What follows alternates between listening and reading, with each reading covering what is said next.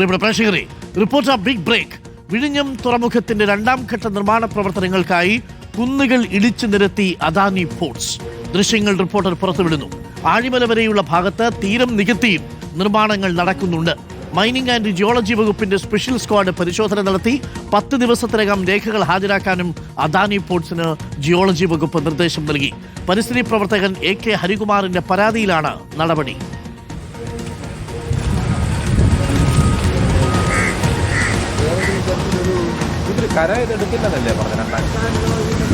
കുന്നുകൾ ഇടിച്ചു നിർത്തിയിരിക്കുന്നത് പ്രേക്ഷകർക്ക് കാണാം.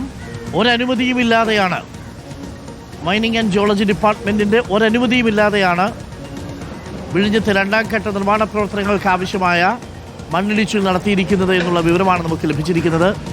അദാനി പോർട്സിന് ജിയോളജി വകുപ്പ് ഇപ്പോൾ നിർദ്ദേശം നൽകിയിരിക്കുന്നു.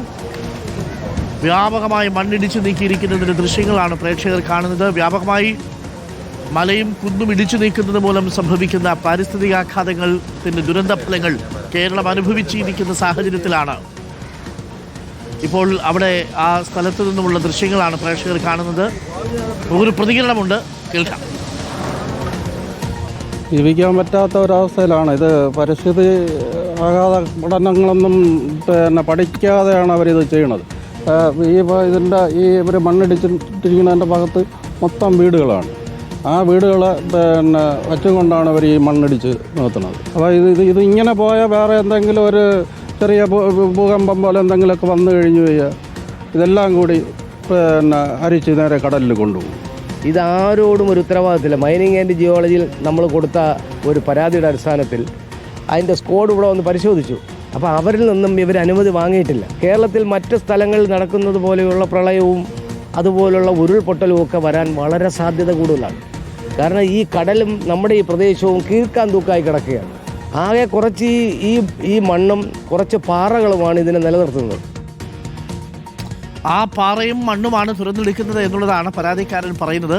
എന്നാലും മൈനിങ് ആൻഡ് ജിയോളജി വകുപ്പിന്റെ സ്പെഷ്യൽ സ്ക്വാഡ് ഈ സ്ഥലത്തെത്തി പരിശോധന നടത്തിയിരുന്നു.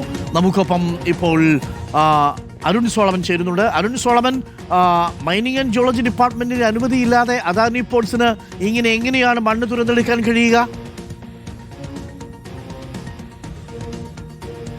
അരുൺ, നമുക്കറിയാം രണ്ടാം ഘട്ട നിർമ്മാണ പ്രവർത്തനങ്ങൾ ജനുവരിയിലാണ് ആരംഭിച്ചത്. അന്ന് കരൺ അദാനി അടക്കമുള്ളവർ ആ വേദിയിൽ വിഴിഞ്ഞത്ത് വെച്ച് തന്നെ പറഞ്ഞ ഒരു കാര്യമുണ്ട്. ഈ രണ്ടാം ഘട്ട നിർമ്മാണ പ്രവർത്തനങ്ങളിൽ ബെർത്ത് അടക്കമുള്ളവ നിർമ്മിക്കുന്നത് തീരം നികത്തിയല്ല, അത് കടലിലെ ഡ്രഡ്ജ് ചെയ്തുകൊണ്ട് കടൽ തന്നെ നികത്തിയായിരിക്കും നിർമ്മാണ പ്രവർത്തനങ്ങൾ നടത്തുക. അതിനുപരിയായിട്ട് തീരപ്രദേശത്ത് ഭൂമി ഏറ്റെടുക്കേണ്ടെന്ന ആവശ്യം ഇനി ഈ ഒരു വിഴിഞ്ഞം പദ്ധതിക്ക് വേണ്ടി വരില്ല എന്നുള്ളതാണ് അവർ അന്ന് ഉറപ്പു നൽകിയിരുന്നത്. അത് അന്നത്തെ ആ വേദി പങ്കിട്ട പല നേതാക്കന്മാർ, എം വിൻസെന്റ് അടക്കമുള്ളവർ ആ വേദിയിൽ വളരെ ആവേശപൂർവ്വം പങ്കുവച്ച ഒരു കാര്യം കൂടിയായിരുന്നു. പക്ഷേ ഇപ്പോൾ കാര്യങ്ങളൊക്കെ പൂർണ്ണമായിട്ടും തകിടം മറിഞ്ഞിരിക്കുന്നു. ഇത് ആരും അറിഞ്ഞില്ല എന്നുള്ളതാണ് ഏറെ ഞെട്ടിപ്പിക്കുന്ന കാര്യം. ഇപ്പോൾ നമ്മൾ കണ്ട ദൃശ്യങ്ങൾ, ആ ഭീമാകരമായിട്ടുള്ള കുന്നുകൾ ഇടിച്ചു നിരത്തിയതിന് തൊട്ട് മുകളിലൊക്കെ നിരവധി വീടുകളുണ്ട്. ഇത് പലരും നാട്ടുകാരൊക്കെ കരുതിയിരുന്നത് ജിയോളജി വകുപ്പിന്റെ പെർമിറ്റോടുകൂടിയായിരിക്കാം അദാനി വകുപ്പ്, അദാനി പോർട്സ് ലിമിറ്റഡ് ഇത്തരത്തിൽ മുന്നോട്ട് പോയെന്നുള്ളതാണ്. ഏറ്റവും ഒടുവിലാണ് പരിസ്ഥിതി പ്രവർത്തനമായിട്ടുള്ള AK ഹരികുമാർ ഈ മൈനിങ് ആൻഡ് ജിയോളജി വകുപ്പിന് പരാതി നൽകിയതും ഇക്കഴിഞ്ഞ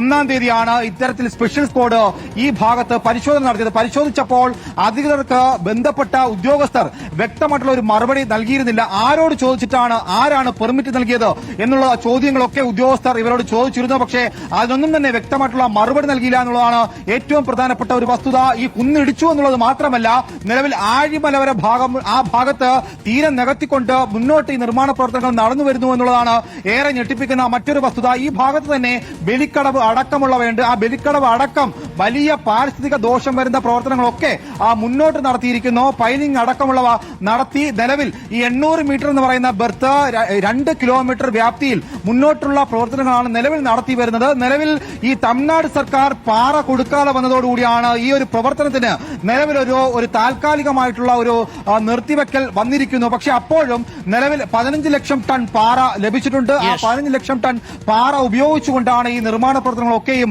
നടന്നു വരുന്നത്. എന്തായാലും വലിയ ഏക്കർ കണക്കിന് ഭൂമിയാണ് ഇപ്പോൾ കുന്നുകൾ ഇടിച്ചു നിരത്തിയിരിക്കുന്നത്. വലിയ ആഘാതമുണ്ടാവും. കാരണം ഇവിടെ ഹരികുമാർ സൂചിപ്പിച്ചതുപോലെ തന്നെ ഒരു കീഴ്ക്കാൻ തൂക്കം ഭൂമിയാണ്. കടലിലേക്ക് ഒരു ഏറ്റവും താഴത്തേക്ക് ഒരു സ്ലോപ്പായിട്ട് നിൽക്കുന്ന ഒരു ഭൂമിയാണ്. സ്വാഭാവികമായിട്ടും വലിയൊരു മണ്ണിടിച്ചിലുണ്ടായാൽ ആ തൊട്ട് മുകളിലിരിക്കുന്ന വീടുകളൊക്കെയും നിലംപൊത്താവുന്ന ഒരു അവസ്ഥ നിലവിൽ അവിടെ ഉണ്ട്.